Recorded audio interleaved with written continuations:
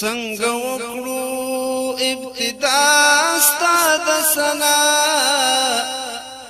رب نشتا منتها ستا د ثنا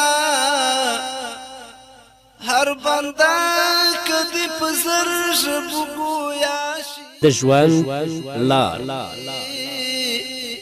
وبنشي انتها ستا د ثنا.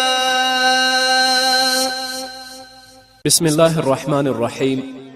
الحمد لله رب العالمين حمد الشاكرين، الصلاة والسلام على سيد الأنبياء والمرسلين سيدنا ونبينا وشفيعنا ومولانا محمد وعلى آله وأصحابه الطيبين الطاهرين. قدرمنو اوریدونکو د ژوند د لارې د خپرونې مینوالو، السلام علیکم ورحمة الله وبرکاته. ستاسو روغتیا او خوشحالي د پاک رب نه غواړم، په دې هیله چې د صحت او عافیت جامې په تن ولرئ او خوشحالي مو په برخه وي. دا دی زه محمد یاسین فهیم د ژوند د لارې د خپرونې په وړاندې کولو کې ستاسو په خدمت کې یم. زموږ د نننۍ خپرونې موضوع د لیلة القدر فضیلت او د هغې خصوصیات.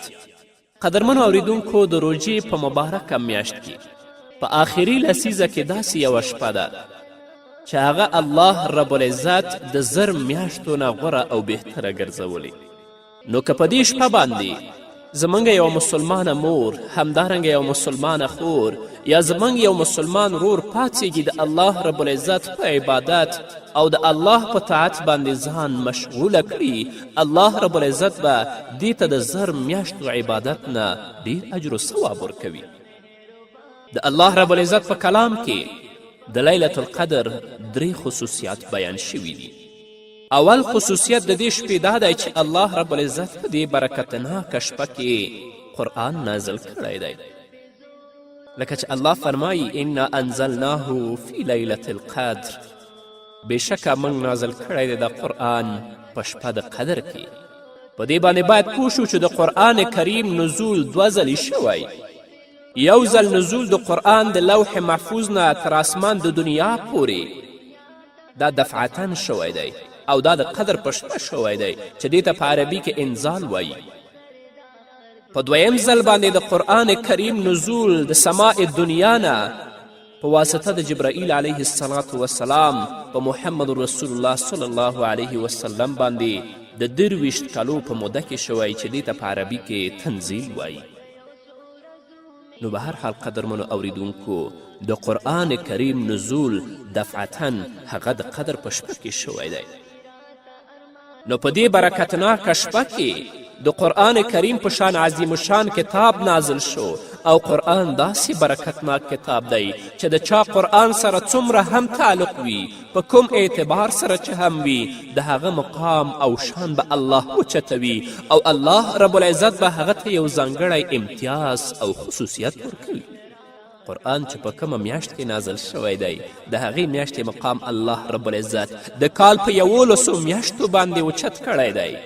شهر رمضان الذي انزل فيه القرآن، الله وایي د رمضان میاشت هغه میاشت ده چې په دې کې قرآن نازل شوی دی.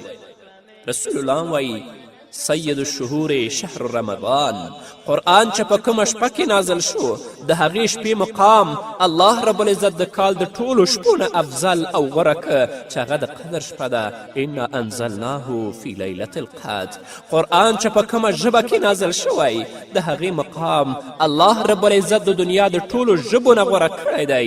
دا د دنیا د ټولو ژبو سرداره جوړه کړه چې هغه عربي ژبه ده. الله رب العزت د دنیا ټولو ژبو نه بهتره جوړه کړې، او وایي چې انا انزلناه قرآنا عربیا، بېشکه موږ نازل کړی دا کتاب چې هغه قرآن دی او په عربي ژبه باندې دی. همدارنګه چې قرآن په کومه ځمکه نازل شوی چې هغه د مکې او مدینې ځمکه ده، د هغې مقام الله رب العزت د ټولو ځمکو نه اوچت کړی. قرآن چې په کومه زمانه کې نازل شوی، هغه زمانه او هغه وخت د ټولو زمانونو نه غوره او بهتره ده. هغه دور د ټولو دورونو نه بهتر دی، لکه چې رسول الله فرمایي خیر القرون قرنی ثم الذین یلونهم ثم الذین یلونهم. قرآن چې کومې فرشتې راوړی دی، د هغې فرشتې مرتبه او شان د ټولو فرشتو نه اوچته ده او هغه د ټولو فرشتو سرداره ده، لکه چې الله وایي نزل به روح الامین. قرآن چې په کوم پیغمبر باندې نازل شو د دې پیغمبر مقام الله تعالی د ټولو کائناتو نه اوچت کړی. قرآن چې په کوم امت باندې نازل شو هغې ته د خیر الامم خطاب شوی دی. الله پاک دا امت د ټولو تیر شو امتونو نه بهتر جوړ کړی، لکه چې فرمایي کنتم خیر امة اخرجت للناس تأمرون بالمعروف وتنهون عن المنکر وتؤمنون بالله. قرآن چې کوم کس په خپلو سینو کې محفوظ که د دغه حافظ قرآن مقام الله پاک اوچت کړی. رسول الله فرمایي یقال لصاحب القرآن اقرأ وارتقي ورتل كما كنت ترتل في الدنيا فإن منزلتك عند آخر آية تقرأها. نو جنت ته د داخلېدو په وخت به حافظ د قرآن ته وویل شي ته د الحمدو نه قرآن شروع کړه او قرآن لوله او د جنت په منزلونو باندې خیجه. ټول سرمایهداران، ټول پادشاهان، ټول وزیران او ټول هغه کسان چې هغو د الله د اوامرو نه سرکشي کړې ده هغه به په تعجب سره ګوري. چاته به دا عزت الله نه ورکوي، دا عزت به الله رب العزت هغه کسانو ته ورکوي چې هغو خپل ژوند په مسکنت او په فقر کې تیر کړی. تل لپاره به په خاورو او په پوزکیو باندې ناست ول، د الله کلام به یادوه. الله دا عزت هغه کسانو ته ورکوي چې هغو ته به مفسدینو په دنیا کې د حقارت په سترګه کتل، حتی دې خلکو سره به خبرې کول عیب ګڼه. هغو ته به قسمه قسم تعنې ورکولې، خو دې حافظ د قرآن ته به الله دا عزت ورکوي او الله به ورته وایي ورتل کما کنت ترتل فی الدنیا. داسې په آرام آرام او په مزه مزه په شوق وایه لکه څنګه چې تا به قرآن په دنیا کې ویل، او کوم ځای چې د قرآن آخري آیت ختم شي هغه به ستا مرتبه وي، هغه به ستا مقام وي. او کوم کس چې په خپلو سینو کې قرآن محفوظ ساتلی وي د هغې مور پلار ته به داسې تاج اغوستلی شي چې د هغې څرک او د هغې رڼا به د مر رڼا هم نشي کولی. د لسو داسې سړو چې په هغو به جهنم واجب شوی د هغو په حق کې به د حافظ قرآن سفارش او شفاعت قبلولی شي. په دنیا کې چې کم کس د مرګ نه د چا په سفارش او د چا په شفاعت باندې خلاص شي نو دې کس ته به څومره لوی عزت وي. په آخرت کې به د جهنم نه د خلاصولو اعزاز الله رب العزت حافظ د قرآن ته ورکوي، بل چا ته به یې نه ورکوي. قدرمنو اوریدونکو بیا هم افسوس دی په دې خبره چې نن مسلمان قرآن پریښی دی. په دې پوهېدل او په دې باندې عمل کول خو ډیره لرې خبره ده. مسلمان د قرآن لوستل او د قرآن ویل هم پریښي دي، بس قرآن سره صرف یو رسمي تعلق پاتې شوی دی چې هغه یې په ښایسته کپړو کې تړلی وي او په اوچته انوارۍ کې ایښی وي او په هغو باندې خاورې پرتې دي. کله چې یو کس وفات کیږي نو بیا قرآن راواخلي د هغه سر ته کیني سورت یاسین وایي چې الله رب العزت د دې روح په آساني سره وباسي.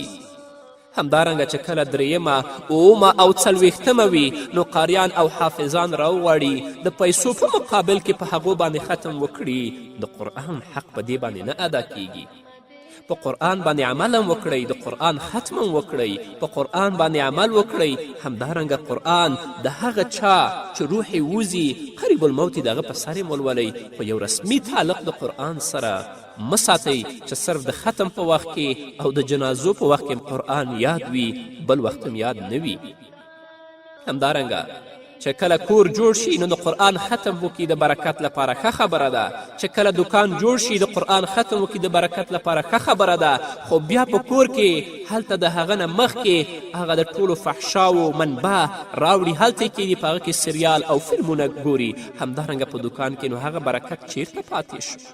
آیا قرآن صرف د دې دپاره راغلی و؟ آیا د صحابه کرامو په زمانه کې د محمد رسول الله په زمانه کې قرآن صرف د دې کارونو دپاره استعمالېده؟ دا هم وکئ، په کور کې ختم هم وکئ، په دکان کې هم ختم وکئ، د مړي په سر هم قرآن ولولئ، خو د دې تر څنګ په قرآن باندې عمل هم وکئ. تاسې وګورئ چې په یو لوی کلي کې چې په هغې کې به ډاکټر هم وي، انجینر به پکې هم وي، په هغې کې به ساینسدان هم وي، په هغې کې به سوداګر او تاجر هم وي. خو چې کله په جومات کې د ختم ضرورت وي داسې به څوک نه وي چې هغه راشي ودرېږي او خلکو ته ختم ورکړي. حافظ به هم د بل ځای نه راوستلی شي او همدارنګه فاتح به هم د بل ځای نه راوستلی شي.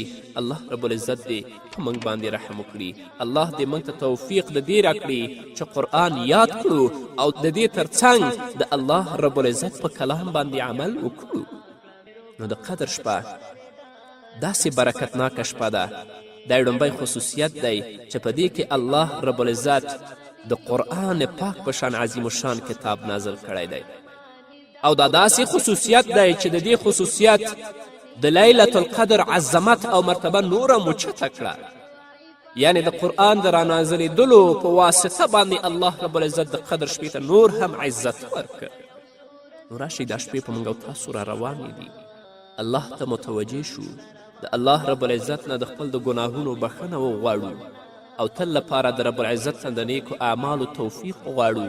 ځان ته، ټولنې ته، خپل کورنۍ ته، مسلمانانو ته دعا وکړو چې الله رب العزت دوی ته د نیکو اعمالو توفیق ورکړي او د ګناه او د معصیت نه یې په خپل حفظ و امان کې وساتي.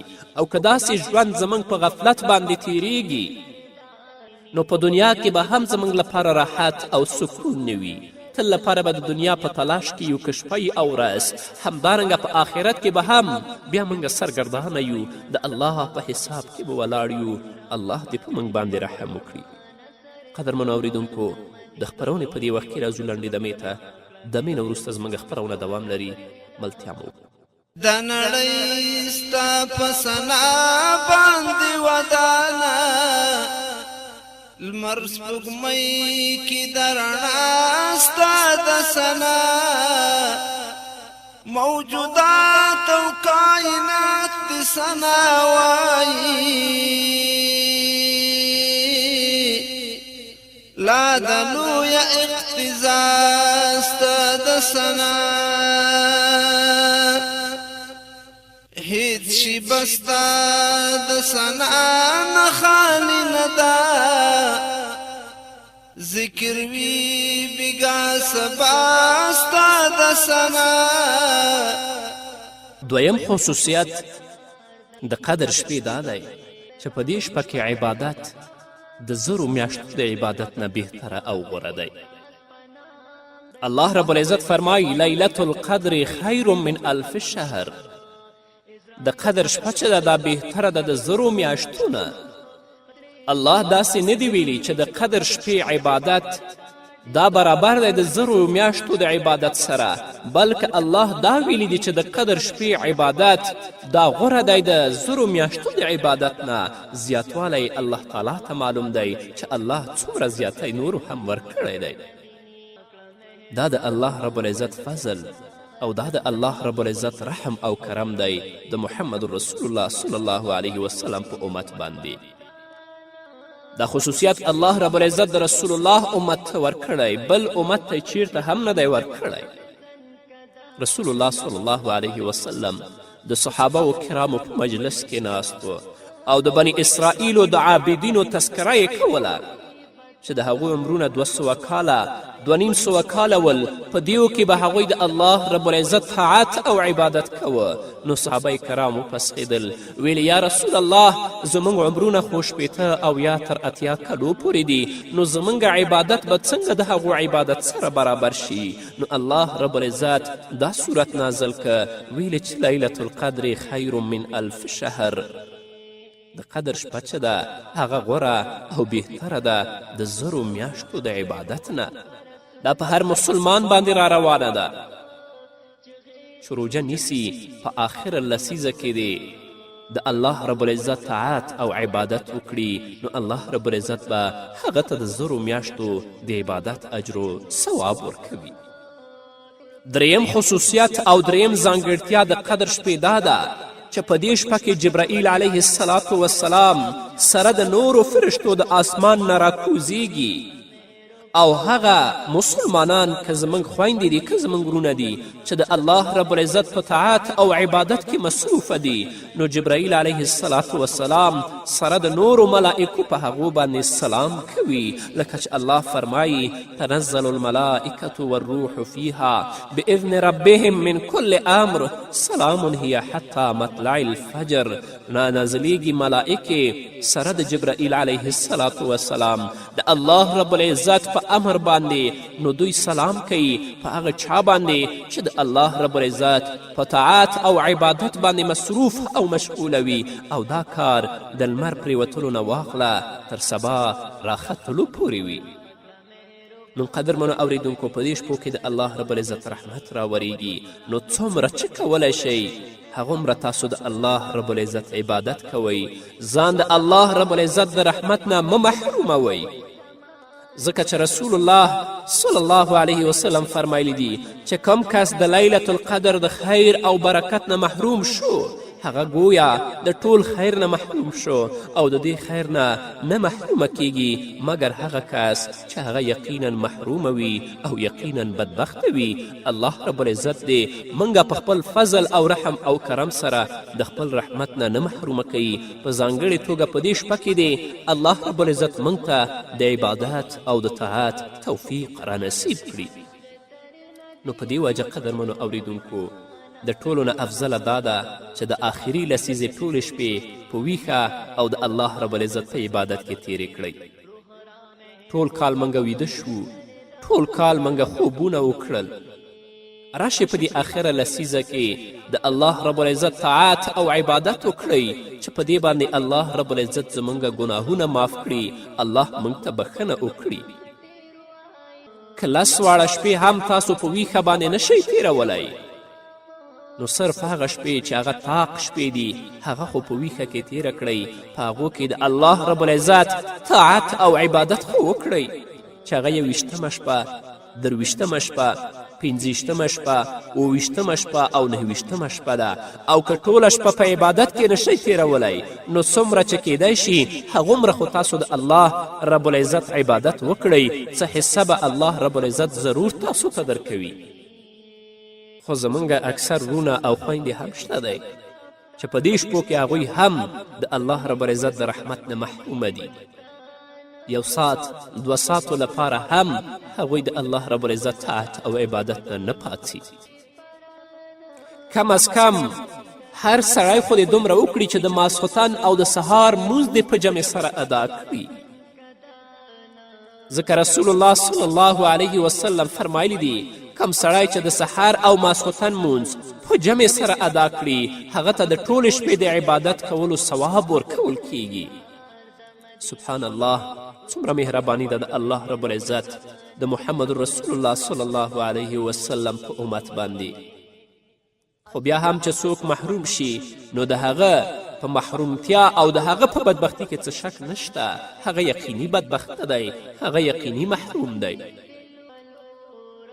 محمد رسول الله صلی الله علیه وسلم حضرت عایشې رضی الله عنها ته یوه دعا ښودلې.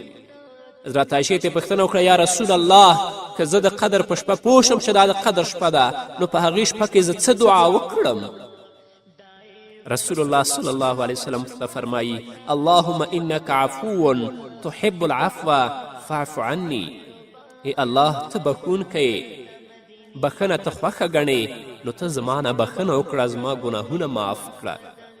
هر څوک چې په هره ژبه کولی شي خو کومه برکت چې د رسول الله صلی الله علیه وسلم په هغه الفاظو کې دی چې هغه د مبارک خولې نه وتلي دي هغه بیا په نورو کې نشته دی نو دا یاد کړئ چې اللهم انک عفو تحب العفو فاعف عني. شپې شپې موږ په لاو لهب کې تیرې کړې شپې شپې د حرام په اوریدلو او د حرامو په لیدلو کې تیرې کړئ. راشئ په دې لسیزه کې الله ته کښېنئ الله رب العزت نه د خپلو ګناهونو بخښنه وغواړئ ځان لپاره د خپل کورنۍ لپاره خپل اولاد لپاره د الله رب العزت نه بخښنه وغواړئ او دا توفیق وغواړئ چې الله موږ ته د نیکو اعمالو توفیق په باقي ژوند کې رانصیب کړي ځکه د دنیا ژوند ډیر محدود دی ډیر لنډ ژوند دی، الله ته به درېږو، الله رب العزت به زموږ نه پوښتنه کوي. که څوک هم په دې شپو کې د الله رب العزت طاعت او عبادت نشي کولی، ځان خو د ګناه نه په دې شپو کې وساتي. د خپل اولاد، د خپل کورنۍ، د خپل دوستان خو د ګناه نه بچ کړي په دې شپو کې. ځکه په کم متبرک وخت کې چې عبادت کوونکي ته الله رب العزت ډیر اجر و ثواب ورکوي، په هغه باندې د الله رب العزت رحمت راوریږي. نو همدارنګه په دغه متبرک وخت کې که څوک ګناه کوي او د الله رب العزت نافرمانی کوي، نو په هغه باندې هم د الله رب العزت لعنت د تیز باران په شان وریږي. نو که په دې شپه د الله طاعت او عبادت نشو کولی، کم از کم ځان خو د ګناه نه بچ کړو، خپل اولاد خو د ګناه نه بچ کړو. اما متاسفانه باید ووایم چې په دغو شپو کې هم زموږ کورنۍ او خپله تلویزیون ته ناست یو، هغه فاسد سریالونه او فاسد فلمونه تر سبا پورې ګورو. هغه پلار چې په هغې کورنۍ کې دی، الله به د هغه نه پوښتنه نه کوي. هغه مور چې په هغې کورنۍ کې ده، هغه نه به الله پوښتنه نه کوي. چې داسې د رحمت په شپه کې، داسې د برکت په شپه کې چې د الله رحمت د تیز باران په شان وریده، تاسو هم د دې نه خپل ځان او د خپل اولاد محرومه کړي وئ، په فساد کې اخته وئ. نه، که عبادت نشئ کولی، ګناه نه خو خپل ځان او د خپل اولاد وساتئ. حضرت مولانا اشرف علي تهانوي رحمه الله لیکلی دي، لکه څنګه چې څوک په محمد رسول الله باندې یو وار درود شریف ووایي، په هغه باندې د الله رب العزت 10 رحمتونه نازلیږي. العیاذ بالله، که یو کس د رسول الله صلی الله علیه وسلم په شان کې ګستاخي وکړي، نو په هغه باندې هم 10 لعنتونه نازلیږي. او دا اشرف علي تهانوي صاحب د قرآن کریم نه ثابته کړې ده. په صورت قلم کې الله پاک د یو کافر تذکره کړې ده چې هغه د محمد رسول الله ګستاخي کړې وه، بیا د هغې په جواب کې الله رب العزت 10 ملامتیانې په دې باندې نازلې کړې. الله فرمایي: ولا تطع كل حلاف مهین هماز مشاء بنمیم مناع للخیر معتد اسیم عتل بعد ذلك زنیم. او ته خبره مه منه د هر قسم خوړونکي چې ذلیله دی، عیب لګوونکی دی، ګرځنده عیب لګوونکی، هغه چغلخور دی، منع کوونکی دی د نیکي د کارونو نه، د حد نه تیریدونکی دی، غټ ګنهګار دی، بدخویه دی، د دې نه هر څه علاوه بدذاته دی. نو به هر حال قدرمنو اوریدونکو، دا شپې د الله رب العزت د طاعت او د عبادت شپې دي. په دو شپو کې الله رب العزت تا ته د 1000 میاشتو نه لا زیات د عبادت ثواب درکوي. نو راشئ چې د الله عبادت په دې شپو کې وکړو. بهتره خو دا ده چې آخري لسیزو کې په ټولو شپو کې د الله عبادت وکړو. که دا نشو کولی، په طاق شپو کې وکړو. که دا هم نشو کولی، څه ناڅه 1 ساعت 2 ساعته خو د الله په عبادت او په طاعت باندې ځان مصروفه کړو. د خپل د ګناهونو بخښنه خو د الله نه وغواړو. که دا هم نشو کولی، د دې نه محرومه یو. دومره همت الله موږ ته نه دی راکړی. د ماسخوتن او د سهار مونځ خو په جمع سره په تکبیر اولا سره ادا کړو. که دا هم نشو کولی، دومره ضعف الله راکړی، دومره خو وکړو چې ځان خو د ګناه نه بچ کړو، خپل اولاد خو د ګناه نه وساتو، خپله کورنۍ او خپل دوستان خو د ګناه نه بچ کړو. کنی الله رب العزت په غضب او په لعنت کې به ګرفتاره یو. د الله رب العزت نه ځان لپاره، تاسو لپاره، د ټولو مسلمانانو لپاره د الله رب العزت د عبادت او د اطاعت توفیق غواړم. او داتې غواړم چې موږ ته الله رب العزت په شپو کې د خپل د طاعت او عبادت توفیق را نصیب کړي او د ګناه نه وساتي. په همدې هیله قدرمنو اورېدونکو، دا وه زموږ نننۍ خپرونه چې ستاسو درانه حضور ته وړاندې شوه. تر بلې خپرونې پورې چې زه بیا هم ستاسو درانه حضور ته راځم، تاسو ټول په پاک رب سپارم. پاتې ژوندم نیکمرغه، ښاد، بریالي او کامیاب اوسئ. لتا پرتا رب ځای د پناه نشته، مونږ ته راکړه ښه پناه ستا د ثنا، ستا ثنا وایو خالقه تا ته اړ یو، مونږ به غواړو استغنا ستا د ثنا، رب تل تانا توفیق د ثنا غواړي. دوست ورکلا اعتنا ستا د سنا